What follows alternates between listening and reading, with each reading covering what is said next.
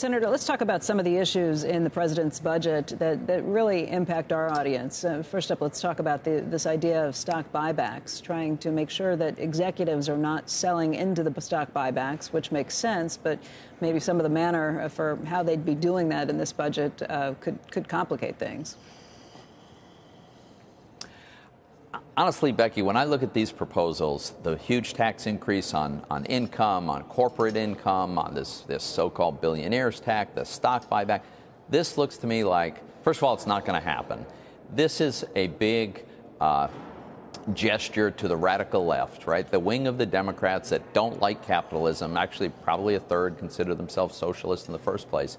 This is terrible policy, terrible ideas. A stock buyback is simply the economically rational, sensible, responsible thing to do when the management of a company decides they can't productively deploy marginal capital.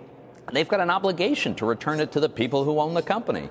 And the beauty of the mechanism is you as an investor can decide whether you want to sell or not. That's exactly what should happen in a free society, in a free market economy. This vilification of stock buybacks is completely ridiculous.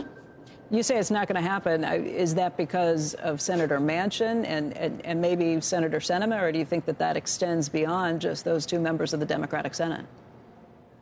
Well, I think it's likely that they would oppose this. I think there are others who may not want to publicly declare their opposition, but they realize this is terrible policy, probably don't want to go there.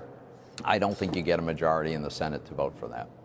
I guess part of that, though, we've been talking about this morning, part of that is advancing the discussion and having a conversation around these things. What do you hear in the halls of the Senate at this point? What do people say if they're not willing to go on the record and say they don't like ideas? What are you hearing behind the scenes?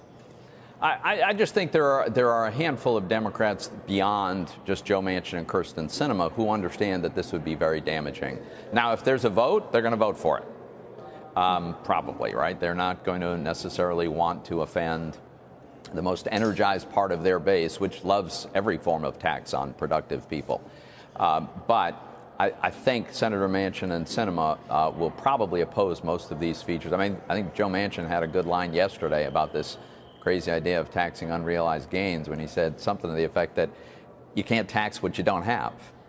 Not a bad rule. We've never taxed unrealized gains. We shouldn't start now. I just don't think they're going to get the votes to do it.